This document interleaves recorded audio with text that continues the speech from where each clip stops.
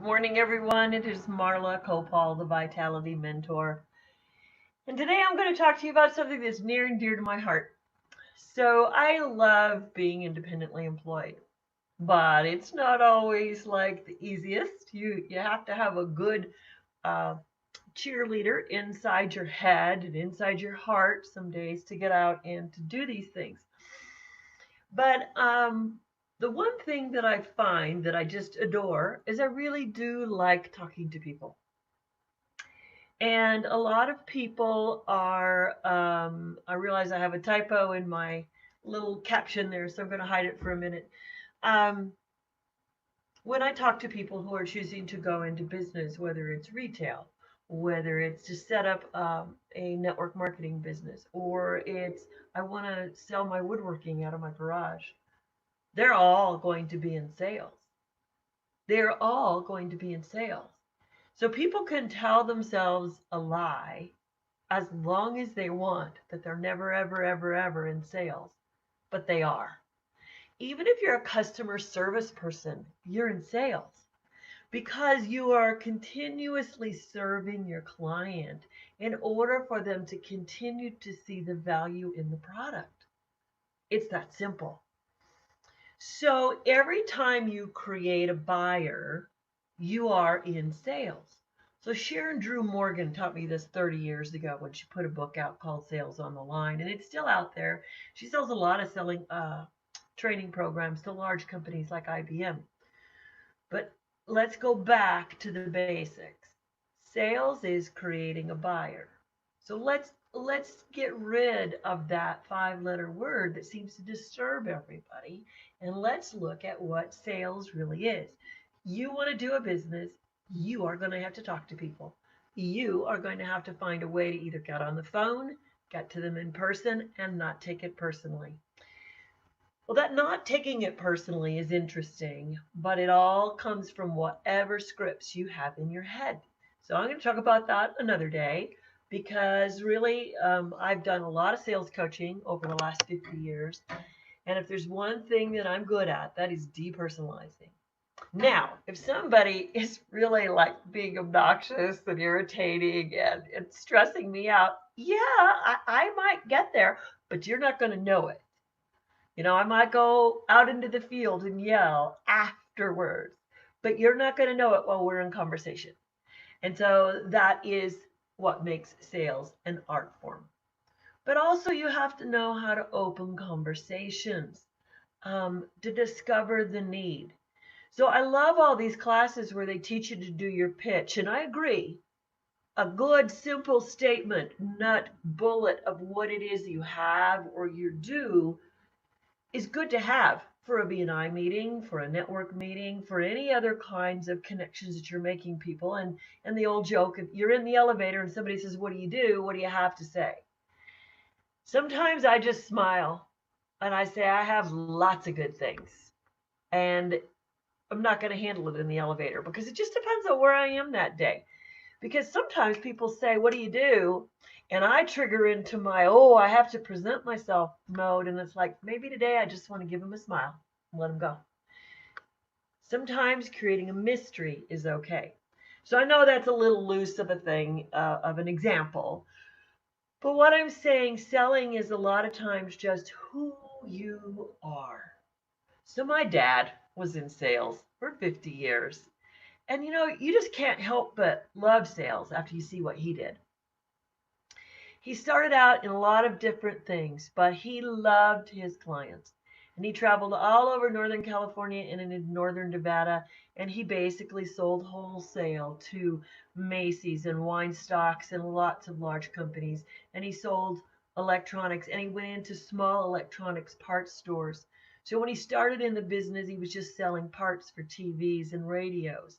And then that moved up to antennas, and then that moved into microwaves, and then that moved into big household items.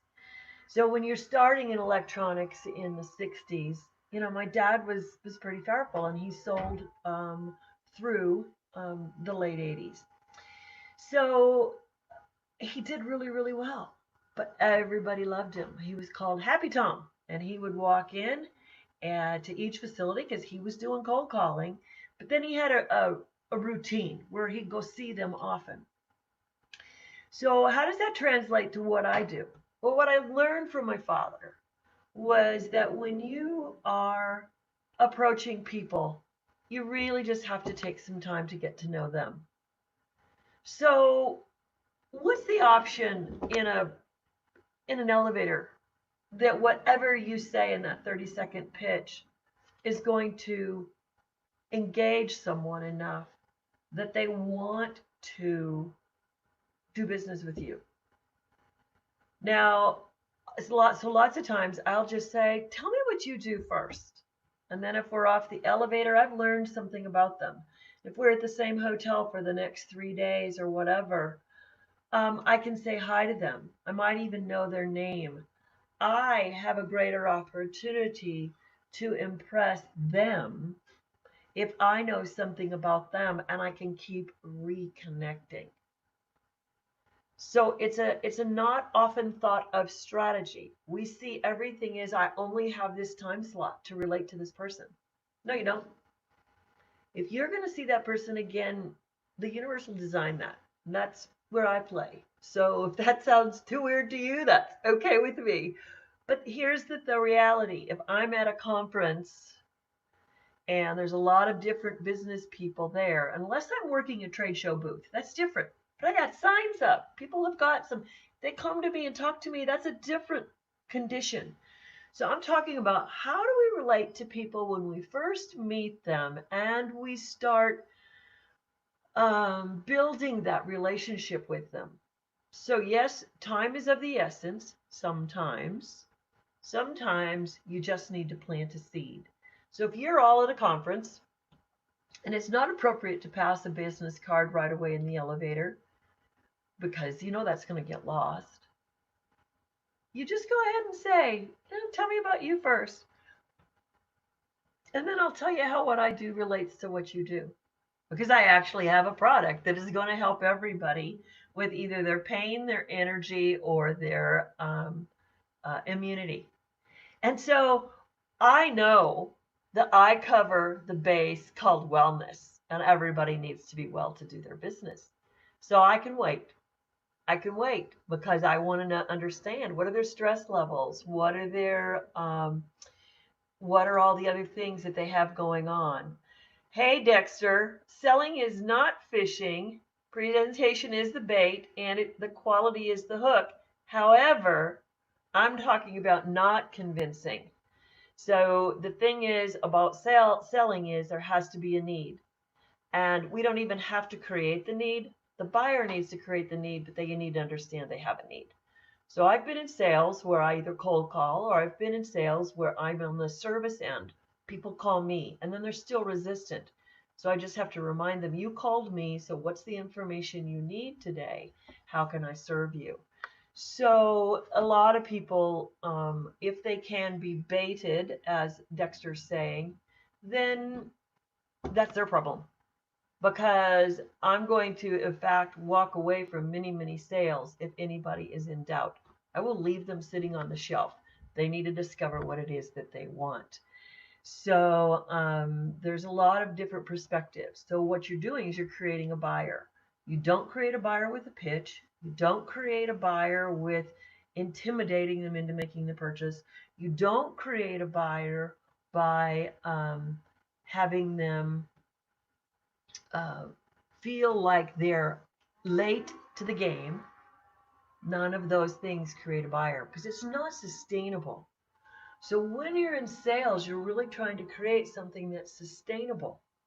Meaning, will they send you other people? Will they come back for more? What is it that you're offering that they would love to keep referring you? So the foundation of sales is if it's a game for you and you think that all the words coming out of your mouth are going to be the right words and hook this person, as Dexter calls it, then that's not selling. That's not my kind of selling. I create buyers and I will ask people to not choose now and to go do their research. I will actually walk away from more sales sometimes because it's not the right time for them. I see their doubt. I smell the fear. And I know I'm not protecting them, but I know I don't want to go through that jungle of doubt with them. So I suggest, out of the questions they've given me, that they look at certain things. I ask for a time to check back in with them, but I'm not going to hustle them. So the concept of selling, where a lot of people think it's pushy or it's hustling, needs to be converted if you want to be successful. And that's where I help people understand what are the things that they can do to create buyers. And you're going to need to create buyers if you're creating a home-based business. And you can't afford to give yourself that silly mantra every day that I hate sales. I don't want to be considered a salesperson.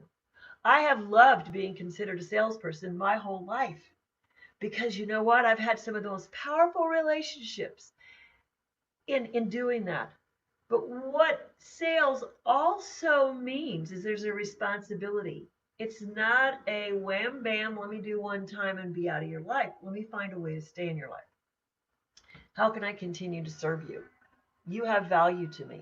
The value is not in the moment or the transaction. The value is in the long term years and building. So when you start out in sales and you're creating buyers, you need to have an awareness too that you're building a foundation that's going to carry you over the years. So if you're looking at home-based businesses and you're afraid of making the presentation, or you're making a decision to get into one and then you're still saying I can't do something, then it's time for us to have a conversation. And my phone number is 719-964-2268. You can friend me on Facebook under Marla Copal.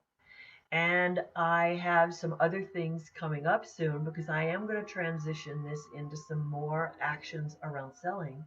But I do want you to understand that it is one of the most professional fields if you understand you don't have to have a pitch, but you do have to be you. Thank you, everyone. Marla Copal on Saturday signing off. Talk to you soon.